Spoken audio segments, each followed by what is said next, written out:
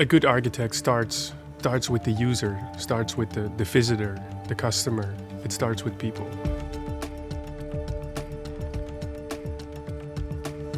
There are not only sustainable architecture in terms of materials, but we also have the social sustainability we have to think of. I think we have to rethink how we build buildings and how we build cities, make cities more and more livable for everyone. In a way that the society accepts them and make for themselves those new spaces in the city.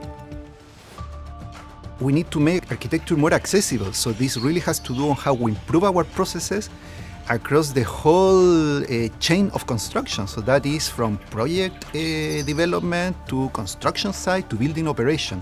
We also need to realize that people behave different now. They are maybe more remote in their home. So there were some big line ideas today we can see, but also the very small items which are making the direct contact people to people more interesting, more direct. We want to discuss connectivity, but not only in a technological sense, but also in a human sense. Technology as such is getting easier, getting smarter, and everything gets more connected.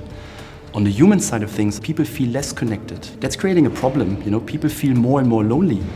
And architecture can actually give a very special answer to that by creating spaces that create a feeling of belonging. We are thinking more about nature and outdoor, but always because in the end it's also positive for ourselves, no? So it's this going back to more open spaces and more outdoor nature integrated in our design. Putting more built volume into the cities, we also bring an ecological and social benefit to the people that already live in the city. That's one of the main purposes, that we have to stop using the green fields around the city and make the best out of the brown fields. Trying to find the core value of those structures, their direct relation to the history of that site, of that context, of that neighborhood.